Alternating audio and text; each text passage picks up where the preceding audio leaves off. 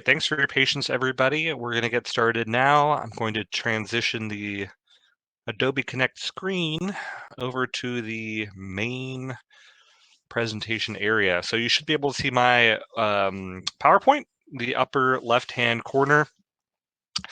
Beyond that, the Downloads pod, which was on the last screen, is also available here below that. There you can find the slides. It's a PDF document, so you could download what you're looking at, maybe keep notes or look ahead or whatever you want to do. Um, to the right of the presentation, there's a Q&A pod. So throughout the webinar, as I'm doing the presentation, ask questions as you think of them. I have a hard time multitasking, so I probably won't get to the Q&A until the end. So thanks again for attending. I'm glad to have you all here. This is a new webinar series that I started called Discover Discovery. Today we're going to be talking about discovery in general. We're going to be looking at interrogatories specifically. Like I said, we're going to have time at the end for Q&A. Ask questions as you think of them, and we'll tackle them then. As a bit of a disclaimer, I am not an attorney. I am just a librarian, so I cannot offer legal advice. What's more, I've never pursued discovery in any meaningful way myself. So this is the sum of a lot of reading is what I'm presenting today. It could be the case in the Q&A if you have really good questions that you might stump me. I wouldn't be surprised. I wanted to have an attorney on this, but it didn't work out. So ask your questions, and hopefully I can answer any that you do. And if there's something that stumps me, I might follow up with an email or something like that. So I'm looking forward to the great questions that you have. Looking ahead at what we're going to be talking about today, first we're looking at discover broadly again. So we're talking, what is it? What is discovery? Where do the rules for discovery, where do they come from? Then we're looking at interrogatories specifically. So interrogatories are just one method of discovery, but as you'll see, they're important enough to warrant a class of their own, and what's more, they're simple enough to describe in 1 hour. Then we're going to be talking about the rules and procedure governing interrogatories, and then talk about best practices for creating and responding to them as well. So starting very, very broad, what is discovery? So for one thing, discovery is a time period during a court case, during a lawsuit. In fact, if you look at a sample case schedule on Superior Court's website, you could just Google sample case schedule King County. Discovery makes up the vast majority of the time during a case. By my math, it looks like half or something like that. So there's, you have some pretrial motion time, and then a lot of discovery, and then there's some last minute, like dispositive motions before the trial itself. I also read, according to the Federal Judicial Center, the cost of discovery comprises between 50 and 90% of the total cost of a case. 50 to 90% is a pretty huge range, so I'm not sure how much that that data point is worth, but it goes to show that discovery makes up most of the time of the case. It takes up a lot of the money of the case. But at the law library, we don't get all that many discovery-related reference questions. For one thing, people come to the law library often looking for forms or, something quick and procedural. But there aren't that many standardized forms, the state of Washington might provide or something like that. Like there are for pretrial motions or things like that. As you get further and further in a case, too, there's also going to be a natural amount of decay. Either people are going to be settling their cases before going to trial. A lot of people might be dropping their case as it becomes evident how hard litigation is. So I guess to that end, it's just that the further you get in the case, the less reference questions we'll see. So discovery is fairly enough along. But another reason that maybe it's not so hot in the library is the second bullet point on this page, because discovery has to do with the actual facts of the case, is talking about fact finding, interpreting the facts of the case, which is all so incredibly case specific. Um, don't get me wrong, we have a lot of books and resources that can help, and I'm going to be talking about these in a few slides, but fewer than at other stages of a case, right? So we're narrowing down the facts of the case that are in dispute. Um, that's a point of discovery, so that at trial we don't have to belabor every little piece of data. You can get actually down to the disagreements, the issues of law, why you're in the court, not everything that you happen to agree on. And then on the side internal to your efforts, discovery is a fact-finding mission where perhaps an interrogatory will clue you into the existence of a really important document, which you would then want to submit as evidence to the court to be used at trial. I'll say now that the rules of evidence and evidentiary stuff in general is so complex. A lot of it is going to be beyond the scope of this class, which is more about the process of discovery before you get to the evidence side. If I do an evidence class in the future, or a class on the rules of evidence, I would definitely want to have an attorney on hand. So discovery practice is governed by court rules, as a lot of these things are, and the rules in question are rules 26 through 37. Some of these are just going to cover a very specific part of discovery, like Civil Rule 33 is just about interrogatories. I think overall, though, the most important rule is Rule 26. So let's take a deeper dive into that. So when I pasted CR 26, or I got a PDF of it, it's 5 pages long. And like a lot of court rules, it's kind of dry. But if you're conducting discovery yourself, you're going to want to read it all. You're going to want to read it very carefully. Let's, for now, just kind of gloss over or not gloss over, let's address earnestly and with vigor, but in a kind of passing way, all the fun stuff. So for one, CR 26 sets up the basis for discovery, and it sets expectations. What is discovery, right? It's going to talk about protective orders as well, which are how you restrict discovery. So you're entitled to a lot of discovery casts a pretty wide net, but the protective orders exist to restrict discovery. You might want a protective order if the other party is barraging you with questions about confidential info, or perhaps wanting all of your very embarrassing stories for no reason. Right, so there are limits to discovery, and CR 26, Civil Rule 26, sets those out. It also sets timing limits on discovery. It also talks about supplementation of responses. So as we'll see, this is really important with interrogatories. If you supply an answer that you stand behind and you answered with your whole heart, but you later learn was wrong in some way, you do have an obligation to supplement, to amend your prior response. CR 26 also talks about how you have to sign requests, and a bunch of other stuff, more than we'll get into today.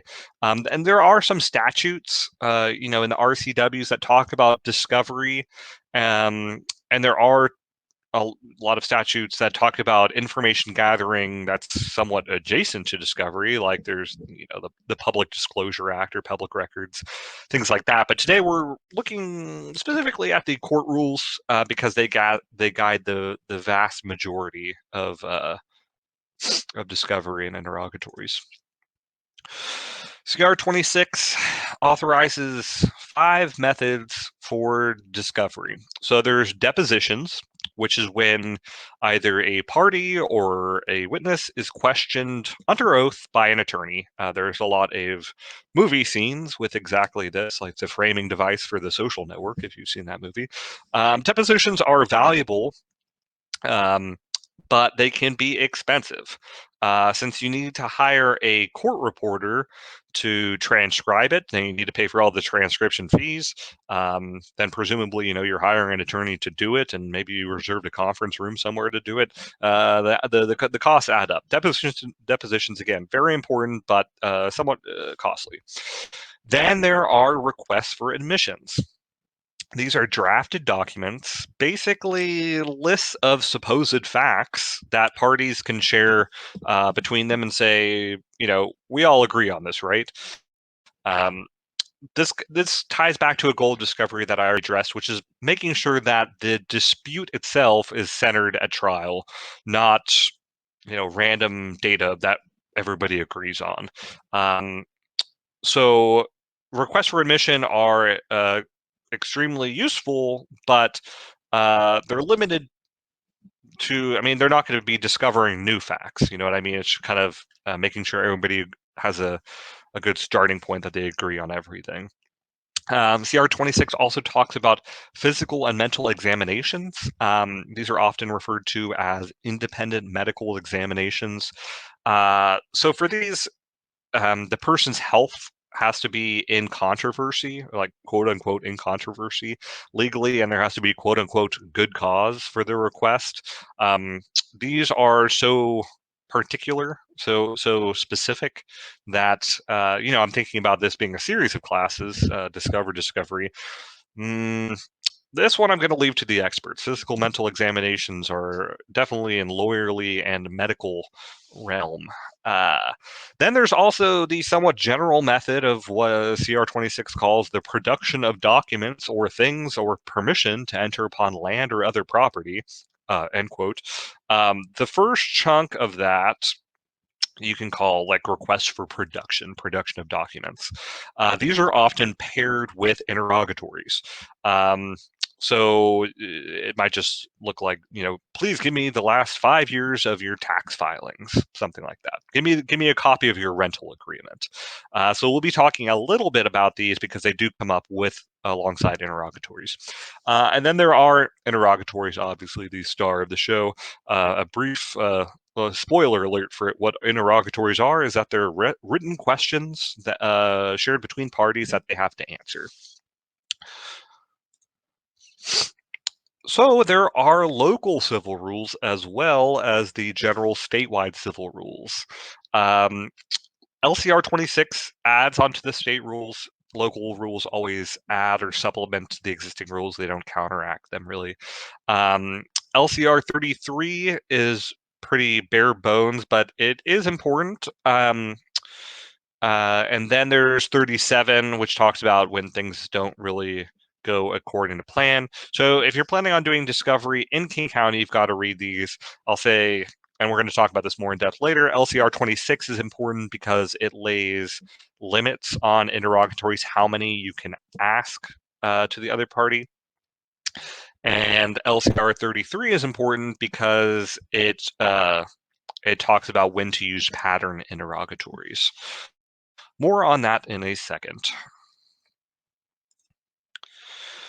Speaking of reading, here are some heavy hitter books available in the library. For the sake of this webinar, I mostly relied on the first four. So Washington Practice is a fantastic guide for the overall big picture. I'm pulling Washington Practice off the shelf on a daily basis. There's also Washington Civil Discovery, which is a LexisNexis practice guide.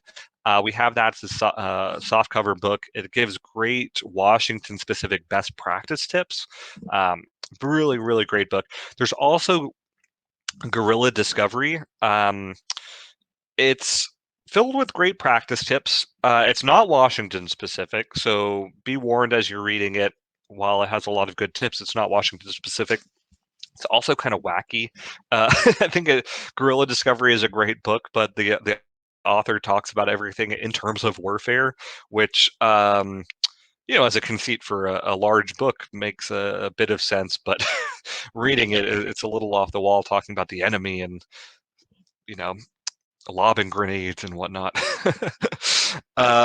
There's also Bender's. So Bender's forms of discovery. I mean, it has like a million sample interrogatories. So once you're actually getting down to it and you're constructing interrogatories and whatever type of case you have, chances are they have some sample ones that you can take a look at. So, moving on to interrogatories themselves, what are they? Well, I've kind of already answered. An interrogatory is a written question formally posed by one party to another party in the case. So let's dwell on those basics just for a second. So interrogatories are written. They're written questions. They're not done verbally like a deposition might be. Um, a question is an interrogatory. A set of questions are interrogatories. So you can have a set of interrogatories. Each question is an interrogatory. And they're from one party to another. They're not for non-parties. So you can't serve interrogatories on some random person who's not a party to the case. Like a witness. So when you ask the question, you are what the term that I've read is propounding an interrogatory. I think that's the official term. I think that me saying propounding an interrogatory sounds so official. I don't know. I feel I want to say like you're asking an interrogatory, but one propounds an interrogatory, and the other person is responding or answering an interrogatory. So what are interrogatories good for? Here are the three main purposes for an interrogatory. They obtain specific factual information. Specific factual information. They identify sources for future or further discovery, and they clarify contentions in a case. So, specific factual information that could be, what's your name? What's your age? How long did you live at that address? What year did you meet the defendant? Something like that. Basic factual information.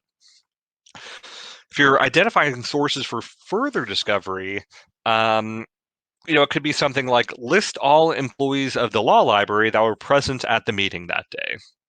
List any tax documents that reference library employee Ross Z, something like that. Because if you're looking for further discovery, well, if you have a list of all the tax documents, then you could do a request for production and get those. That's something we'll talk about more in depth in the slides to come. Clarifying contentions in a case. A big part of discovery in general and interrogatory specifically, it's clarifying what is actually in dispute, right? We've already talked about this. You don't want to rehash every known fact at trial. You want to talk about what you're actually disagreeing on. What's at the heart of the lawsuit? So a contention might be state how you claim the defendant committed bad faith. State every fact that you're relying on to contend that Ross acted in bad faith. Now, I'll head this third point off, clarifying contentions. CR 33B basically says that contention interrogatories don't need to be answered until sometime later. They're not an immediate thing. I think it's after designated discovery is completed, or some pretrial conference, or until another time is what it says. So you can't come out of the gate with contention interrogatories. The initial sets need to be solely fact-based, or specific factual information. But we'll be defining this more in the slides to come as well. So that's what interrogatories are, but why use them? So the Guerrilla Discovery book that I've read says that they have a high work to grief ratio, which I think is a nice phrase. Interrogatories can be simple to formulate, as opposed to a deposition, which is going to eat up your day or something like that. Interrogatories, if you're propounding them, not a ton of work is going to go into them, but you can get a lot out of them. And so that kind of touches on the second, low cost. If you're hiring an attorney, it's not going to be a lot of billable hours. So they can be timed to your schedule. There are timing requirements for when, if you're receiving interrogatories, you have to answer them in so many days. If you're propounding them, you can use that to your advantage in time when you're sending them out. If you have a full scope of what your discovery plan looks like, you can make it fit your needs. The fourth bullet point is that they are due when they are due. They are due when they are due, so that's true. But a big thing with discovery, as we'll see, is that it's not done through the court system itself. So if you go over time with them, you could be sanctioned. There could be motions to compel and things that we'll talk about. But there's I'm kind of counteracting what I'm talking about. They are due when they are due, but there is some leeway. But that goes, with what I was saying is that if you schedule them properly, you can plan. Um, uh, I hope I'm circling a point there, and I hope you gather what I'm stating, because we're moving on to bullet point number 5. There's a duty to supplement, which is, I think, true for all of discovery, in that if somebody answers a set of interrogatories and they later learn that the facts have changed, or the facts were not the facts when they were discussed, when they answered, there's a duty to supplement. And then it can serve as a checklist for information to go on the record. So it's possible that you can arrange your interrogatories and format them so that if you have in mind what you want your evidence to be, or what you want your case to look like, you can format your interrogatory list to look to match that. But remember that interrogatories are just enabling a party to ascertain facts needed to prepare for trial and reduce surprise. They're part of a coordinated discovery plan. They can't do everything. So for example, using interrogatories, you may learn of certain documents, which you can then use a request for production to obtain. Or you may learn with interrogatories of witnesses that maybe you want to do a deposition with. I'll say a drawback for interrogatories, and why you want to leverage these other methods, is that it's sets of written questions. It kind of lacks spontaneity. There's not a sense of urgency. Maybe sometimes in a deposition, somebody will, in the heat of the moment, reveal something. Interrogatories don't have that kind of heat, but it's supplemented with these other methods, so keep that in mind. Interrogatory specific rules. We've already talked about CR 26. It's very specific for all of discovery, and it talks about interrogatories specifically. So definitely want to read CR 26. There's also CR 33, which is about interrogatories specifically. It lays out requirements for their scope, timing, service, the nature of the questions. We're going to be diving into that in the slides to come.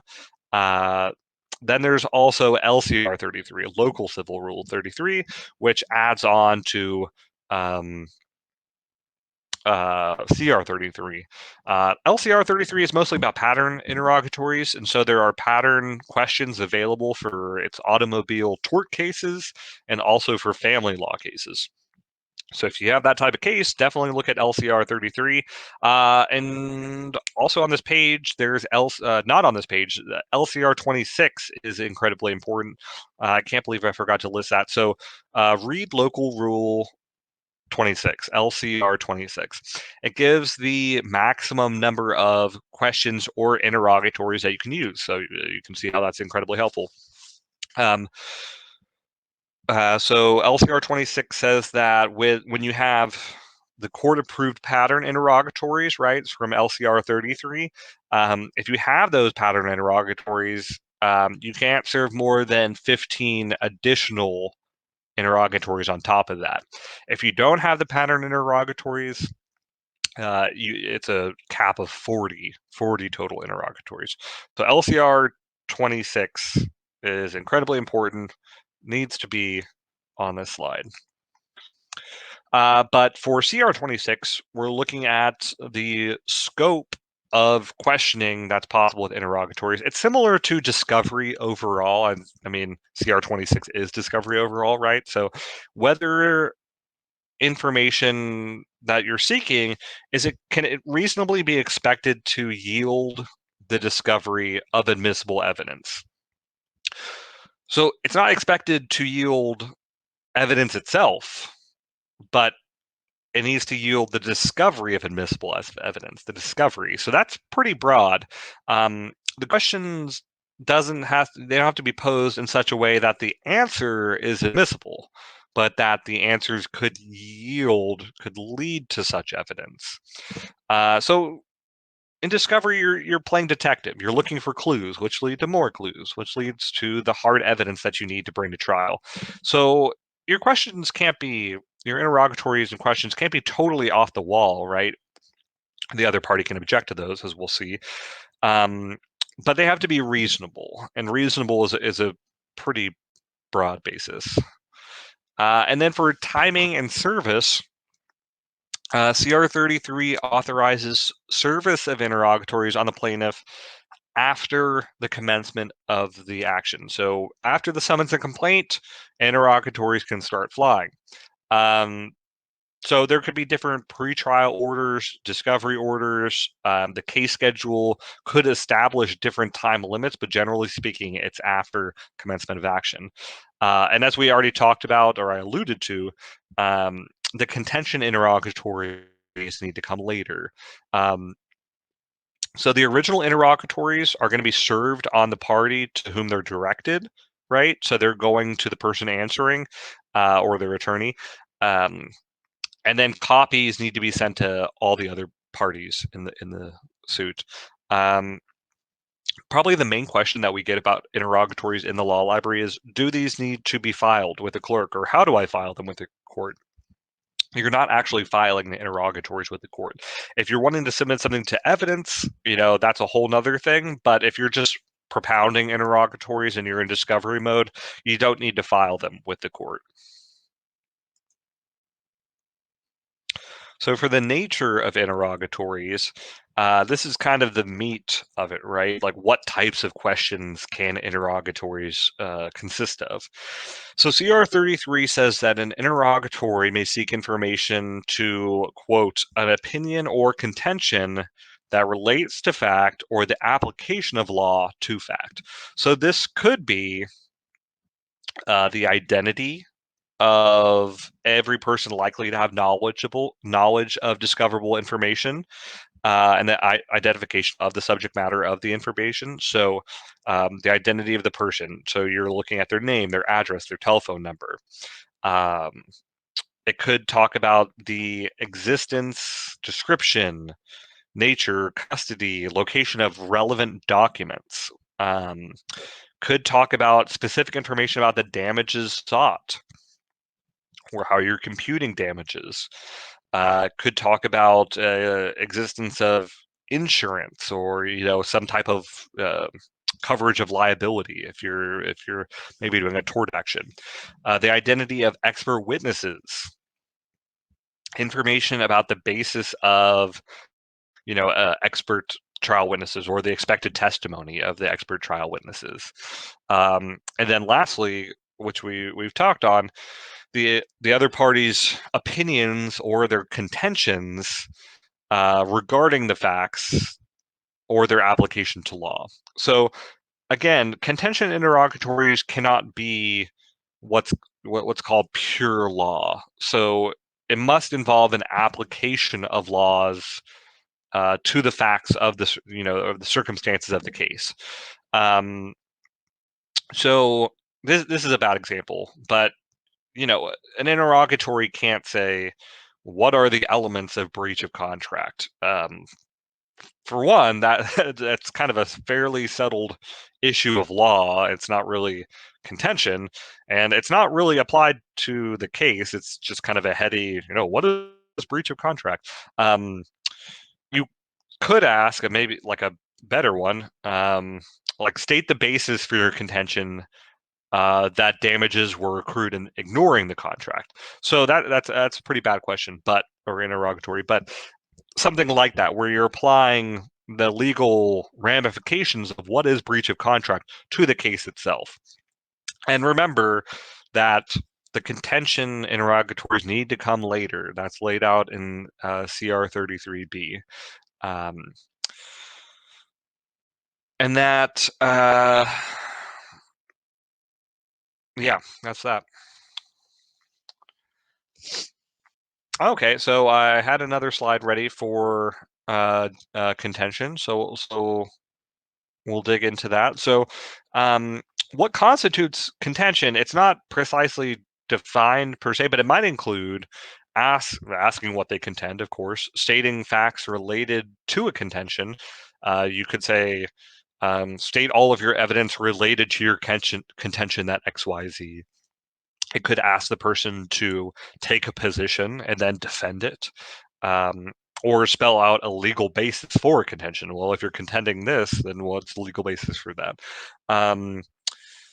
Another thing with the contention interrogatories, they can't be excessively burdensome. And I think that's largely true for discovery in general, although discovery is very burdensome. For contentions, you can't ask for every little possible theory they might have, or ask them to detail every single reason why they acted in some way.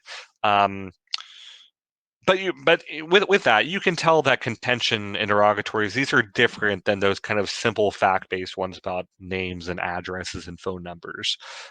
And you can probably tell why the contention ones are, why they come later in discovery, right? Because the other party needs time to develop their own theories that might not be totally spelled out right at the outset. If interrogatories can be served on the whole, right, when with the commencement of action, the other party might still be formulating, they're doing their own fact finding. So you can't deploy those contention ones right off the bat, because you're probably just going to get a shrug, or I don't know. Well, you're going to get an objection is what you're going to get. But moving right along, number and form of interrogatory. So CR 26 and 33 don't set a limit on the number of questions, but local civil rule 26 does. So, it says cases with pattern interrogatories no more than 15, no more than 40. That is discrete questions. So if you have like sub questions, you can't if you have 40 questions, if there's no court approved pattern interrogatories, you can't sneak questions in. That's a pretty obvious way. Like if every question has 4 subparts and then you have 160 questions, people can tell what you're doing. But with that, it's worth pointing out, and I've touched on this, that interrogatories are often combined with a request for production. So that's Civil Rule 34, request for production. So an interrogatory could ask, list every tax filing for the past 10 years that exceeded a certain, whatever threshold, and append a copy of that tax filing to the back of your answer. So with that, you're doing the interrogatory, you're answering the question, but then the person would be including the documents as well. A little request for production element there. So possible responses. So that was all about the person asking and then the scope of that, but now we're on the responding side. So each and every interrogatory question must be answered unless an objection is given in lieu of an answer. So the answers could be typed in a space provided. So interrogatories will have spaces below the question that you can answer, or you could answer on a separate page and have your answers all in one document, but it has to clearly say that this is in response to question 1. It has to be labeled in an obvious way. The options for responding are, you could answer it directly, right? So you give a full answer. You could also respond and say, I don't know, that information is unavailable. I'll talk more about that later on, about when that's advisable. I don't know is a fine answer, but if you can know it, then then you need to answer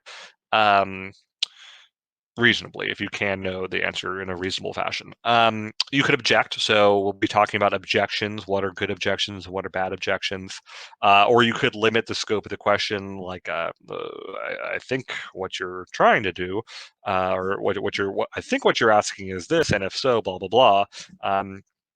One big issue, and that is objectable, is ambiguous questions. So you can limit the scope, or then you could just object completely, which again we'll be talking about. Um, in lieu of responding to individual requests, so this is answering each and every question, you could move for a protective order, which we'll be talking about shortly. Which I talked briefly earlier about. They restrict access, restrict discovery. You could move for a protective order. You could seek an extension of time, with a court order, or some stipulation with the other party. Um, and then, so for the answers themselves, each answer has to be responsive, which means you're responding to the question. You can't provide a great answer that is not an answer to the question in question. It has to be a full answer. It can't be, to that end, it can't be evasive. So you can't be dodging it.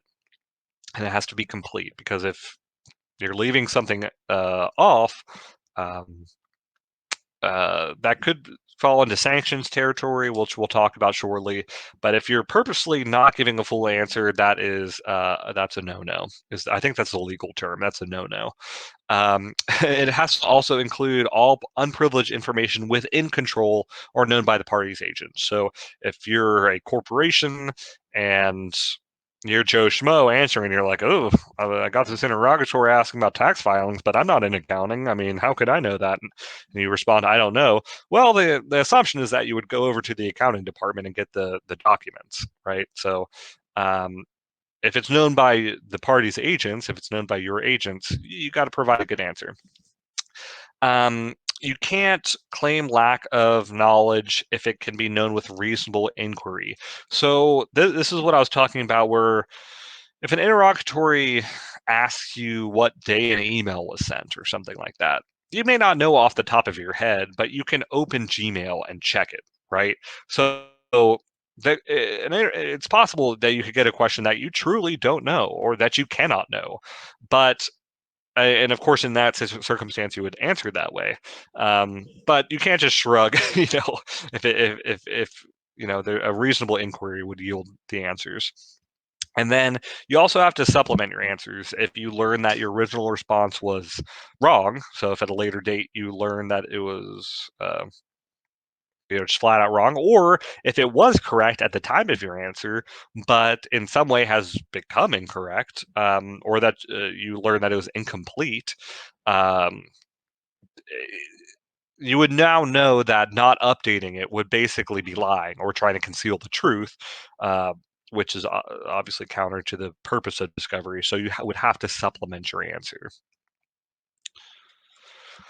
So the response for timing, you have to respond within 30 days of service. So that's kind of the hard and fast rule.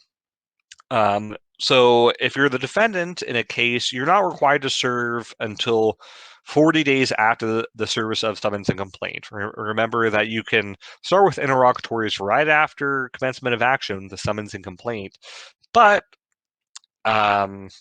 or normally you'd have to respond within 30 days. If you get it on day one, you have until 40 days after summons and complaint just to get the wheels moving.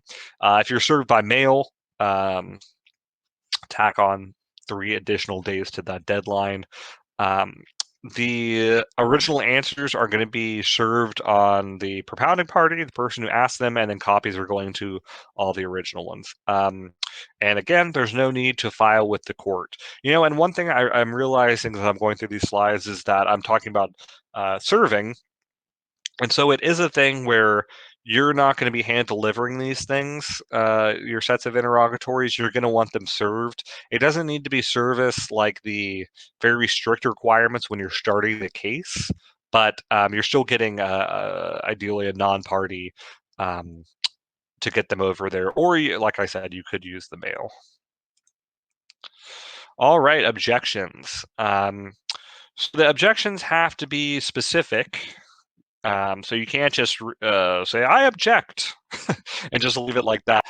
You have to detail why and how the interrogatory is objectionable. So typical objections include, I don't know why I laid them out on the page like this. I thought it was fun to start, but reading it now, it's kind of obnoxious. Um, but typical objections could include vagueness, could include work product. Work product is what your attorney is doing for you, or something to that end, where an attorney-client privilege. Um, there's information there that's kind of sacred, and we don't share that with other people. So you can't get around that just by having an interrogatory be like, hey, what's your exact strategy or whatever. Digging into work product is a no-no. There's that legal term again, no. Um, an objection could be, what might be objectionable might be saying, uh, something that's very burdensome or oppressive if you're just asking for um, information that I wish I had a great example off the top of my head, because tax filings are pretty discreet, but list, list and provide every email received between 2010 and 2020, right? I mean, that's just absurd. Um, there's privilege, there's pure law, things that are outside the scope of discovery. Discovery is a wide net, right? It just has to be relevant information that can lead to evidence. But if you're asking for, like I said earlier, all their embarrassing stories or something like that, clearly outside the scope of discovery, you're going to want to file an objection for that. Um, So vagueness and ambiguity, I think, is an interesting one, because like an obviously terrible question would be like an interrogatory that just says, "Why did you do it?" um, it's so vague. It's very objectionable. Um, but an example that I read that I wrote down, that I read this in the Guerrilla Discovery book. It's more borderline. Um, it said, on that date, did you either drive on a surface street or the freeway to go home?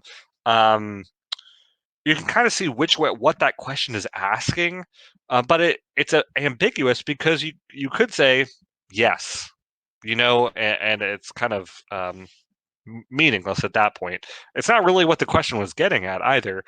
Did you either drive on a surface street or the freeway? Yes. A better question would be more specific to, what's the actual route, or, talking about I-5 or something like that. We'll look at best practice tips in a second. Um, so when you object, you're objecting in line, in the space provided, or if you're doing it on pages, you're saying I'm objecting to page or interrogatory number 5. And you have to be specific. Can't just say objection. You object because this question is so vague because of XYZ, or, I object because this is privileged information, something like that. So those were all good objections. Then there's also, bad objections, improper objections. So these could be seeking opinions, conclusions, legal contentions. You could say that this would be inadmissible evidence. These are, you might think that they're good objections and say, this is easily ascertainable information. I object because the person could find this some other way.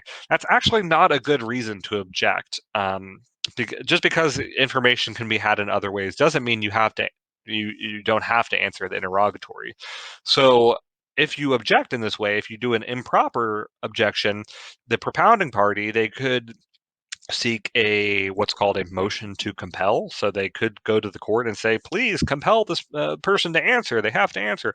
Or they could even take you to court and you could have sanctions, which we'll be talking about in a second. So these are times when you might want to object, but it would be improper to do so. There are supplements. I kind of already talked about this. There are circumstances where you might answer it.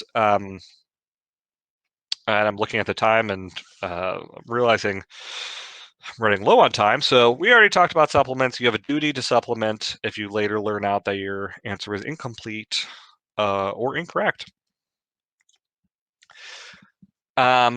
So aside from just answering the question or objecting to the question, you could file for a protective order.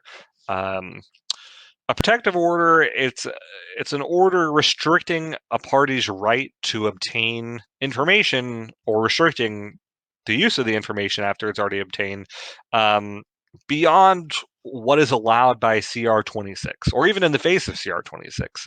So you could seek a protective order if the discovery is unreasonably cumulative or burdensome or something like that. If the party um, seeking the discovery has had ample opportunity by other discovery methods to obtain the same information. If it's unduly burdensome or expensive, right? So this is where I was saying all emails between 2010 and 2022. That would just be absurd. You could file for a protective order. Um, uh, when you're doing this, though, and there are examples in the books that I talked about for protective orders, you have to show what's called good cause, demonstrating specific factual showings that this is warranted. So it can't just be boilerplate language um, saying protective order, please. It has to be it has to be worth it because protective orders fly in the face of discovery. Discovery is incredibly broad. It's supposed to be fact finding, trying to find the truth itself. Um, and so if you're restricting that, you have to be restricting it for good reason. It can't just be some vague thing because you don't want to answer the question. And so motions to compel are kind of the flip side, the inverse of protective orders. So protective orders are for the responding parties saying, um, I can't, I don't want to. Motions to compel are for the propounding party to say, you kind of have to. Um, there are sample motions out there in the books that I talked about, but this is another thing where you want to avoid boilerplate language. If the person failed to answer, if they gave an improper objection, or if they were incomplete or evasive in their answer, you might want to seek a motion to compel. But I'll say with both protective orders and motions to compel, you first have to confer with the other party and try to work it out. Not in writing, not in email. You have to actually meet with them and verbally hash this out. This is required. Um, Discovery, again, it's one of the most convoluted and time-intensive parts of the court process. So if the courts had to convene, in court and have hearings for every time someone said, I really don't want to answer that, the whole court system would grind to a halt. So the rules say you have to meet, you have to attempt to make it work before you get these official procedures in gear, like motions to compel and protective orders. And sanctions, actually. So what I was just saying carries over. If someone is refusing to play ball, they're ignoring questions, they're skipping deadlines, sanctions may come into play. But first of all, read these rules, CR 37 B through E. And if you're pro se, I'm going to recommend you talk to an attorney. There are times when you can do it yourself, but when you're seeking sanctions, it's so serious. There's so much case law out there. It's highly fraught. Probably talk to an attorney. And either way, you're going to have that conference and talk to each other before taking the nuclear option of sanctions. And what sanctions can be, it varies, but it can be anything from a continuance in the trial, or a judge could even dismiss the case because a party is just not playing by the rules. But I'm not an attorney. If you're seeking sanctions, probably best to talk to an attorney. So, using interrogatories at trial, the answers can be used at trials so far as possible under the rules of evidence. Now, the rules of evidence are very cumbersome and beyond the scope of this webinar, unfortunately. So, I can't really recommend a course of action. They can be used at trial, but you're going to have to look at the rules of evidence and see how that is. They're also interrogatories specifically. They're not often or usually binding, so they can be contradicted at trial. They can be referenced in trial, but they're not going to necessarily be held to the same standard as depositions or other discovery elements. But to that end, they can be used by an opposing party to impeach testimony. If you're saying one thing in an interrogatory and something else at trial, that's obviously something that they're going to want to interrogate and use at trial. So if you want to use them as evidence, you're going to want to file them according to CR 26 Section H. So that's when you actually are filing an interrogatory, not when you're just propounding and answering them. Oh, and here is a scary picture I included of the rules of evidence. Probably unnecessary. So let's go on to best practices. One of the books called Interrogatories, boring but important, and I think that is a fair thing to say.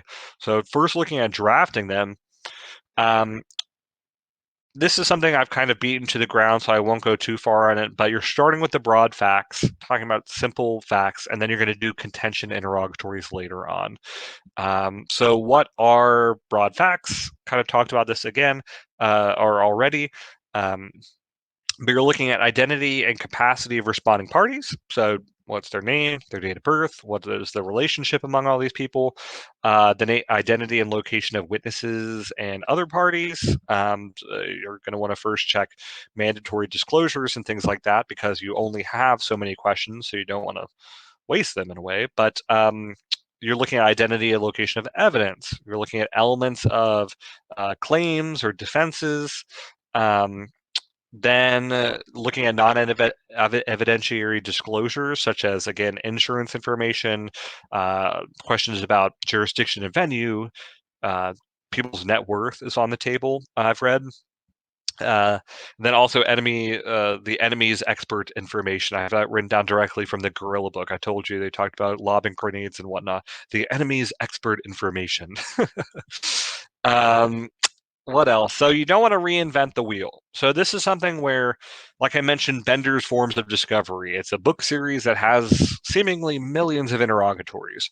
If you're a pro se person, you don't have to come up with all this on your own. But at the same time, you don't want to go full boilerplate, right? So if you have a list of interrogatories from some sheet and you just copy and paste them, you could end up, first of all, including something that you didn't mean to, some question that's totally off the wall and is going to be an objection, and hence a wasted question in a way. But it's also disdained by the court. I think that everything wants to be as specific as possible. That is aside from the pattern interrogatories, which are provided by the court in family law cases and automobile torts. Whoops. So you can combine them with a request for production. I've touched on that, how you might say list all the documents that might include blah, blah, blah, and append them to the end. And so you're getting a list of them in the interrogatory, and then you're also getting the documents themselves for request for production. But notably, you cannot combine interrogatories with requests for admission. So reminder that requests for admission are when it's basically a list of supposed facts, and then you're just saying, yeah, these are all true, none of this is in contention. You can see why you probably wouldn't want to mix that with interrogatories, because interrogatories are, if not solely about contention, they're about sussing out the differences of facts and opinions. And so requests for admissions kind of clouds the water. They're their own thing. You have to send them separately. Um, So you want to use broad qualifiers and include catch-alls. This is lifted from the Guerrilla Discovery book. So a qualifier might be, did you or anybody acting on your behalf? So you might want to ask, did you do this, or were you there this day? But a broad qualifier would be, or anybody acting on your behalf. So it casts a wider net. You might say, did you blah blah blah, either directly or indirectly? Right? So you're kind of broadening it as it goes. So it could include phrases like all, any, in any manner, at any time, under any circumstances, because you want to make sure, if your question is incredibly specific, the person could truthfully answer it in a way that dodges your question. But if you include broad qualifiers and you say under any circumstances, did you steal from work or something like that? I mean, that's like kind of a classic example where, oh yeah, I guess I Might have pocketed a pen one time, but I notably did not steal the safe that day. And then catch-alls are things where you might say, "Are you aware of any facts, information, data, evidence, writings?" It's kind of like a broad qualifier, but it's kind of more like using synonyms in a way where you're saying, if you're saying, "Are you aware of any information about X, Y, and Z?"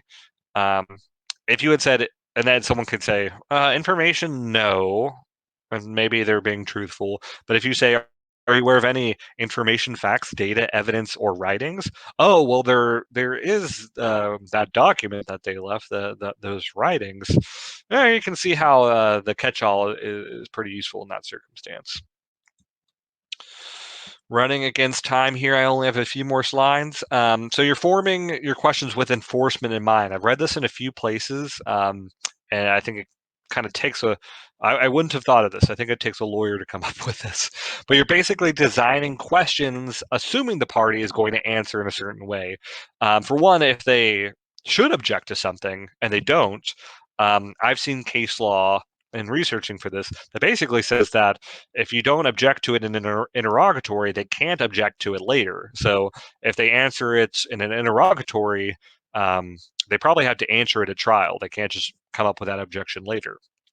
And in a way, this is also saying that the question should be kind of hard to answer, so that you have to enforce them answering it. So if someone is trying to kind of feebly object, or they're not answering something, the chances are that you found kind of a critical point that the other party either they're not knowledgeable about it, or they have a good reason to conceal it.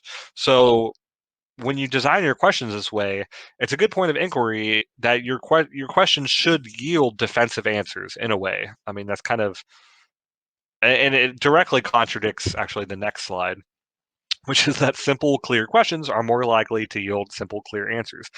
This kind of speaks for itself, but if you want a simple answer, simple questions are your surest bet. Don't use, intricate, layered questions when you're trying to get something very factual and basic. But the dichotomy between that last slide, talking about when you want to enforce something versus when you want something very simple, it talks about why interrogatories are so valuable. They can be constructed in many different ways to yield different results. And hopefully you can use a full set of them to achieve varied results. Looks like we are at time. If you want to stay on, I'm still going to be talking about responding to them. There are six. I was kind of worried I wasn't going to have enough to talk about, but look at me go. There's 6 options for responding. Again, you can provide the answers. You can say it's subject to pending discovery and then supplement as you go. But that has to be true, of course.